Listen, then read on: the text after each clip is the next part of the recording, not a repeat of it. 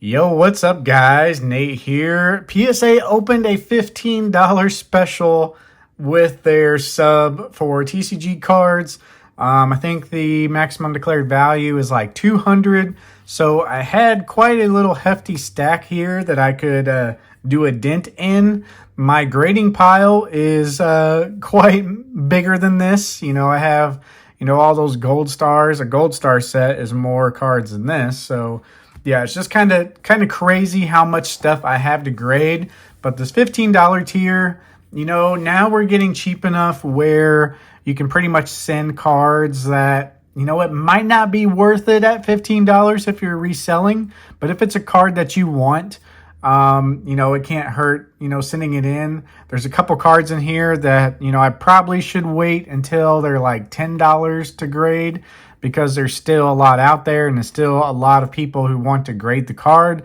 There's one card in particular, but, I want the card myself, and $15 isn't too bad for me to go ahead and grade it and have me a copy. So, yeah, let's check out the card, shall we? So we have a base set Pikachu, but there's something special about this Pikachu. Don't know if you saw it or not, but it is the E3 stamp Pikachu right down here. Now, this one is not too rare. This was given out in a magazine. So, it was widely available, lots of them printed, and it is the Yellow Cheeks variant.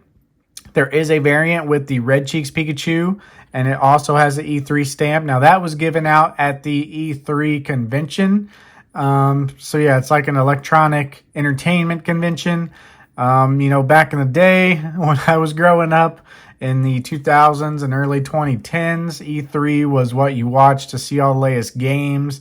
But yeah, times have changed. It's not what it used to be. But E3 was big news back then.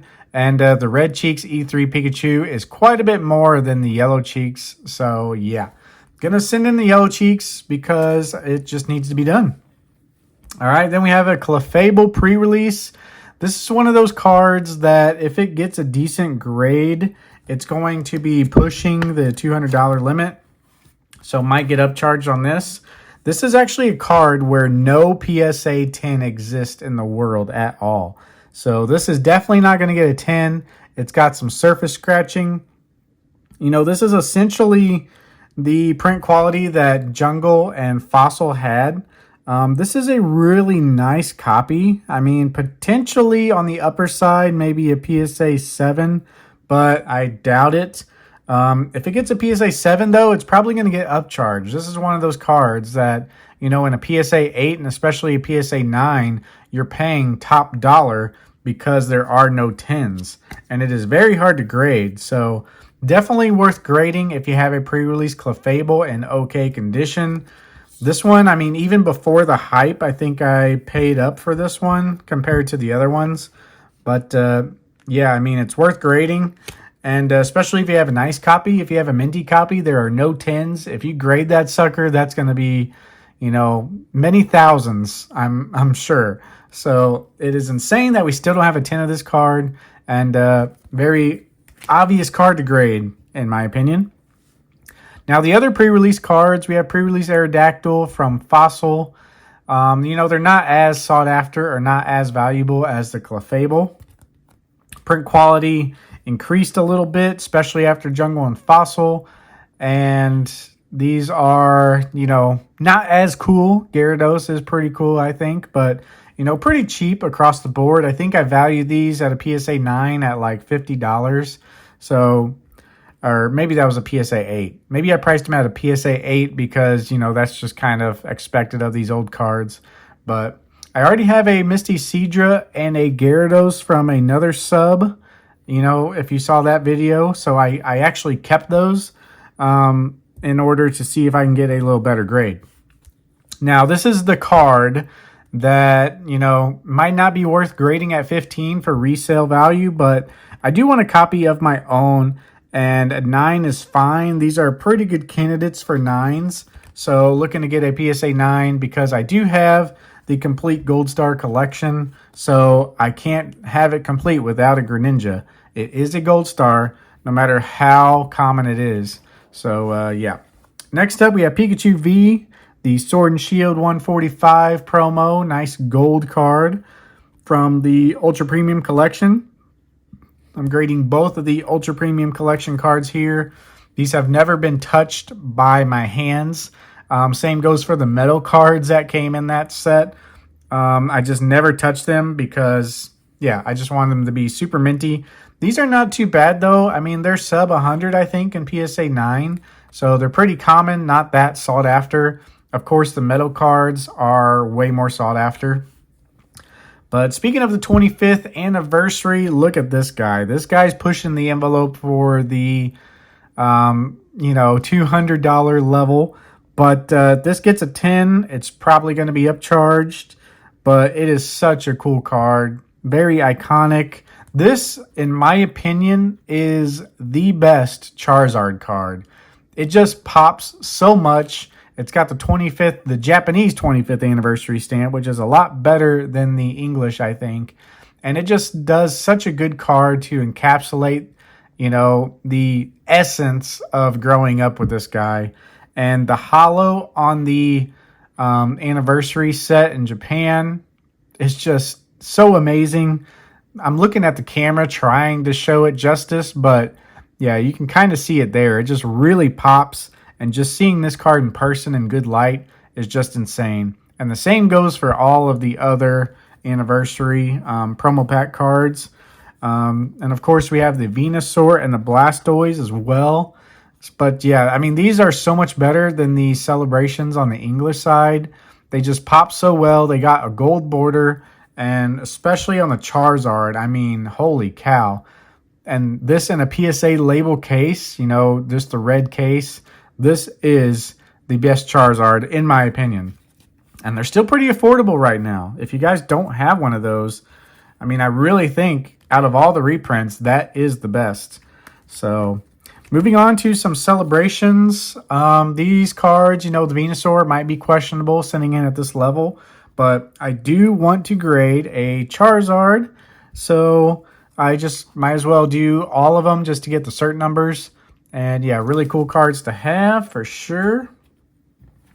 Next up, continuing the starter theme, some other cheaper ones. We have the Radiant cards from the Japanese set.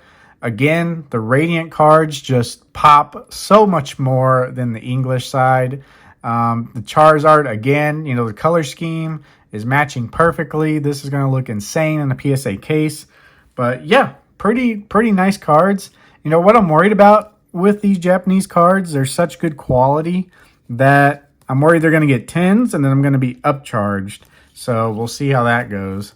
Especially at the $15, it's like a special tier. So I'm going to go ahead and throw in some Radiant Eevee cards. This is another one of my all-time favorites. And these are a little sentimental to me because when a friend came up, we opened a lot of Japanese Go booster boxes, and we opened them up, and I actually pulled these guys.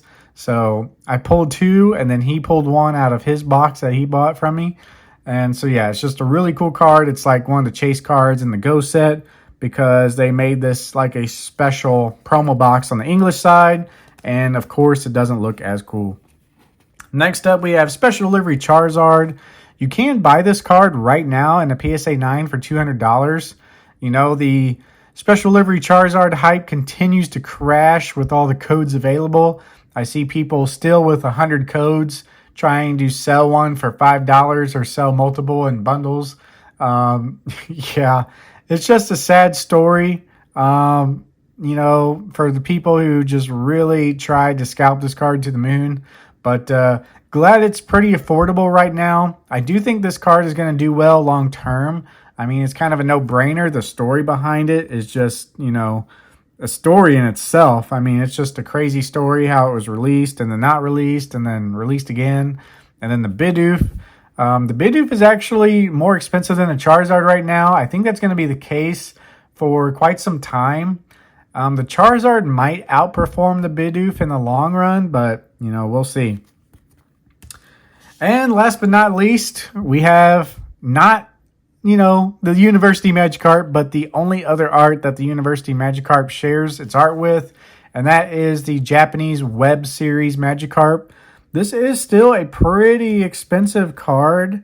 It's really pushing the envelope for the $200 tier once again, but there are a couple marks on this card that might get it downgraded a little bit, but this is definitely one of those. If it's upcharged, it's going to be upcharged quite a bit, I think. So a lot of people want this card. The University Magikarp is probably the best Magikarp artwork. I love the University Magikarp art, a lot more because this border kind of cuts off some of the picture, and you can definitely tell. But yeah, it's just such a great card. A lot of people want this just because the University Magikarp is too expensive for them or unattainable at this point in the high grade. So this is always a solid card. Probably one of the best from the web series that's not a holo.